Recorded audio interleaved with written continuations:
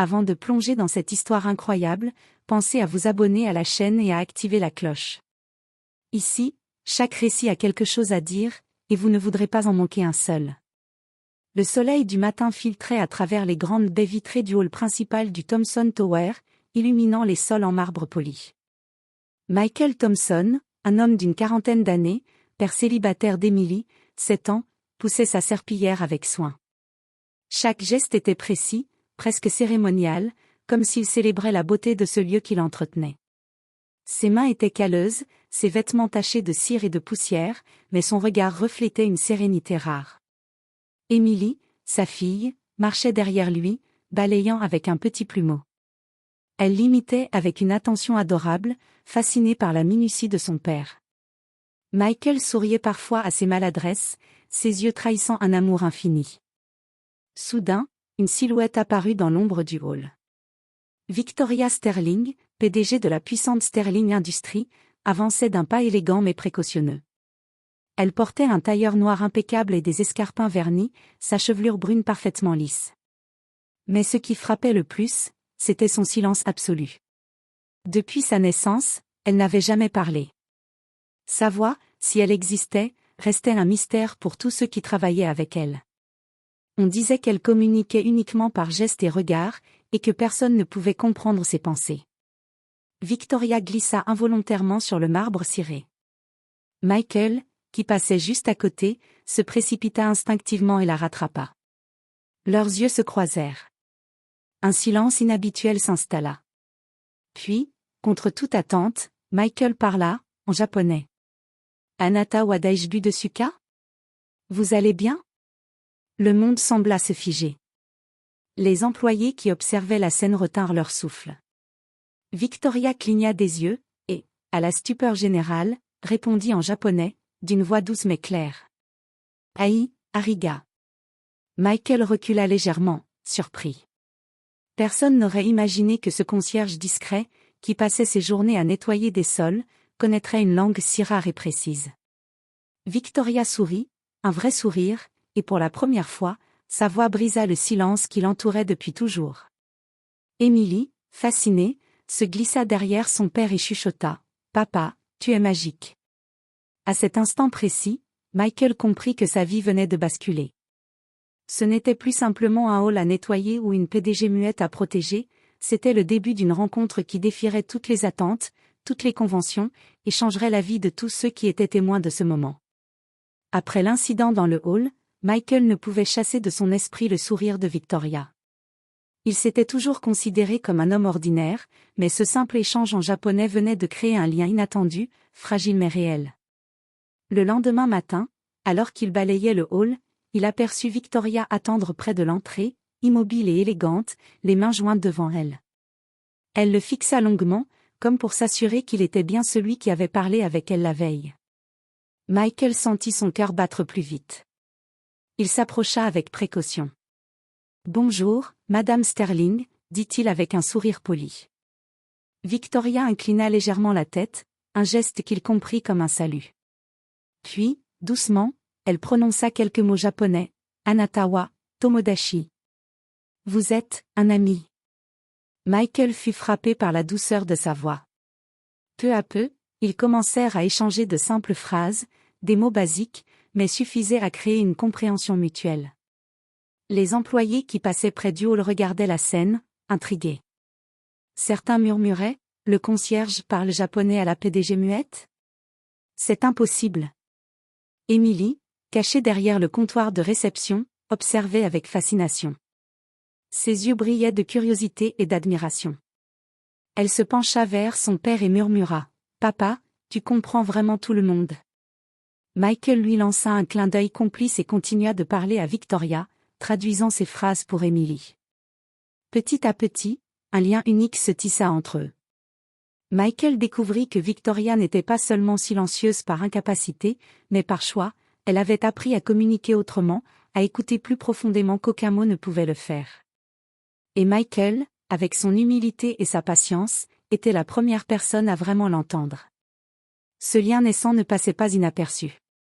Les collègues qui auparavant le considéraient simplement comme un concierge discret commencèrent à le regarder différemment. Un respect mêlé d'étonnement s'installait dans l'air du hall. Michael, lui, se contentait de sourire, conscient que ce qu'il partageait avec Victoria dépassait toutes les conventions sociales ou professionnelles. Alors que le soleil de midi illuminait le marbre brillant, Michael sentit que ce n'était plus seulement son rôle de concierge qui définissait sa vie. Un chemin inattendu venait de s'ouvrir devant lui, un chemin où courage, gentillesse et curiosité pouvaient changer non seulement sa vie, mais celle de Victoria. Les jours suivants, la nouvelle de l'échange japonais entre Michael et Victoria se répandit rapidement dans tout le Thomson Tower. Les employés chuchotaient dans les couloirs, certains incrédules, d'autres admiratifs. Comment un humble concierge pouvait-il connaître la langue secrète de la PDG muette? Victoria, quant à elle, commençait à observer Michael différemment. Chaque matin, elle passait par le hall, non seulement pour se rendre à son bureau, mais pour croiser son regard. Elle le voyait attentif, sérieux dans son travail, mais capable de douceur et de patience qu'aucun de ses assistants n'avait jamais montré. Pour la première fois, elle ressentait une vraie proximité avec quelqu'un de l'extérieur de son monde luxueux et isolé. Un après-midi, alors que Michael nettoyait le sol près des ascenseurs, Victoria l'invita dans son bureau. Les couloirs étaient silencieux, presque tendus, alors que tous savaient que cette rencontre était inhabituelle. Michael entra, légèrement nerveux, et observa le décor somptueux du bureau, des œuvres d'art japonaises, des plantes soigneusement choisies, et des piles de dossiers impeccables. Victoria prit une profonde inspiration et parla en japonais. « Michael, je veux que tu comprennes pourquoi je ne parle pas. » Michael hocha la tête et s'assit sur le bord du bureau. Il écouta attentivement. Victoria expliqua qu'elle avait choisi le silence pour se concentrer sur son héritage familial, sur la mémoire de sa mère japonaise qui lui avait transmis l'amour de cette langue et la valeur du silence. Chaque mot prononcé devait être réfléchi, chaque phrase portait un poids émotionnel. Michael sentit une grande responsabilité peser sur ses épaules. Il comprit que ce lien n'était pas simplement une curiosité ou un hasard, Victoria partageait avec lui une partie de son monde intérieur que personne d'autre n'avait jamais vu. Il répondit doucement, en japonais, « Je suis honoré que tu me fasses confiance.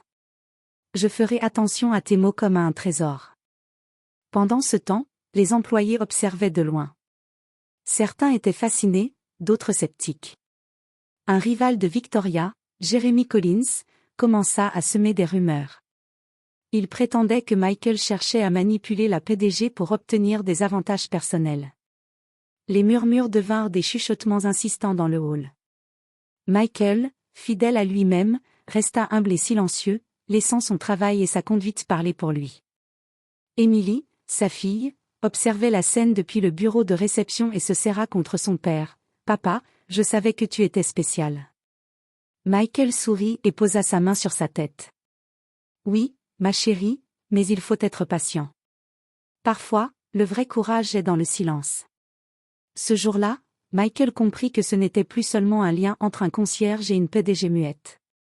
C'était un test de confiance, d'intégrité et de courage. Et il savait que, pour protéger ce lien fragile et précieux, il devrait rester lui-même, humble mais déterminé, malgré les murmures et les regards jaloux. Quelques semaines plus tard, le lien entre Michael et Victoria s'était renforcé. Chaque matin, leurs échanges japonais devenaient plus naturels, plus fluides. Les employés, autrefois sceptiques, commençaient à les observer avec une curiosité mêlée de respect. Emily, rayonnante, accompagnait souvent son père et admirait silencieusement cette complicité unique. Mais l'harmonie attira l'attention des mauvaises personnes. Jeremy Collins, rival de Victoria au sein de Sterling Industries, voyait d'un mauvais œil cette proximité. Selon lui, un simple concierge n'avait aucune place dans la vie de la PDG. Il commença à répandre des rumeurs. Michael manipulait Victoria pour obtenir un poste ou un avantage quelconque. Les murmures se transformèrent rapidement en chuchotements malveillants dans tout le bâtiment. Un jour, Victoria convoqua Michael dans son bureau. Ses yeux, habituellement calmes, brillaient d'une lueur d'inquiétude. Elle pointa du doigt une lettre anonyme posée sur son bureau. « Jérémie » murmura-t-elle, et Michael comprit immédiatement le danger. Michael, loin de paniquer, resta calme. « Nous ne pouvons pas laisser ces rumeurs décider de qui nous sommes, dit-il en japonais. La vérité parle d'elle-même. Victoria hocha la tête. Elle savait qu'il avait raison. Leur lien ne devait pas dépendre des murmures et des jalousies des autres. Pourtant, la tension monta rapidement. Lors d'une réunion importante, Jérémy fit une remarque cruelle, insinuant que Michael n'était qu'un concierge et qu'il profitait de la situation. Le hall se remplit de regards gênés et de murmures. Michael sentit la pression, mais il ne se laissa pas intimider. Lorsqu'il parla, c'était avec une simplicité désarmante et une dignité rare. Je suis simplement un homme qui fait son travail. La confiance de Madame Sterling n'a jamais été obtenue par tromperie, mais par respect et honnêteté. Sa voix, ferme mais calme, résonna dans la salle. Les collègues, choqués par son intégrité, se turent. Même Jérémy sembla décontenancé, incapable de trouver une réponse. Victoria, émue, comprit que Michael n'était pas seulement un homme courageux, mais un allié loyal et digne de confiance.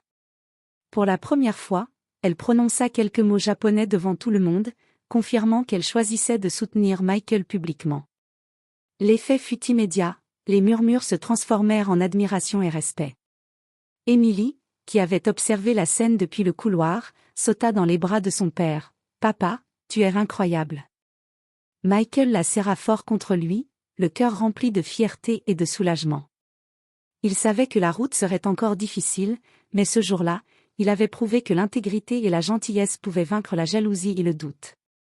Alors que la journée s'achevait, Michael réalisa que cette épreuve avait renforcé leur lien.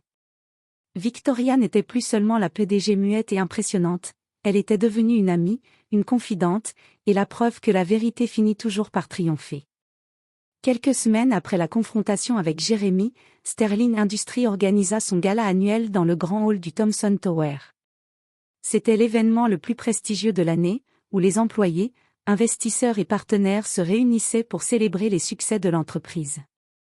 Victoria avait pris une décision audacieuse, elle voulait mettre Michael en lumière, non seulement pour ce qu'il avait fait pour elle, mais pour montrer au monde la valeur d'un homme humble et intègre. Le hall, décoré de lumières scintillantes et de fleurs exotiques, résonnait du murmure des invités. Emily, vêtue d'une petite robe blanche, serrait la main de son père avec excitation et fierté. Michael, en costume simple mais proprement ajusté, se sentait légèrement nerveux. Jamais il n'avait imaginé se retrouver au centre de tant d'attention. Victoria monta sur l'estrade et, pour la première fois, parla publiquement en japonais, sa voix douce mais claire traversant le hall.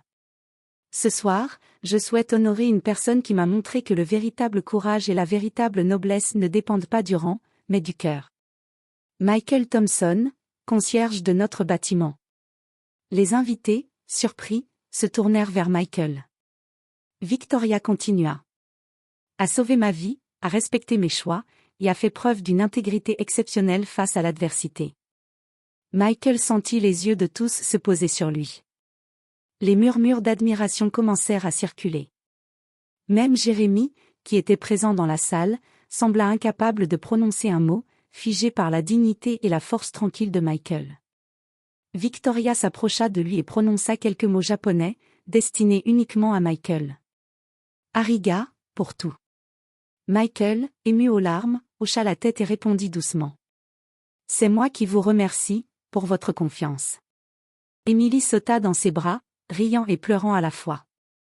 Le père et la fille se tenaient ainsi, au centre de l'attention, tandis que Victoria leur souriait avec un mélange de gratitude et de fierté.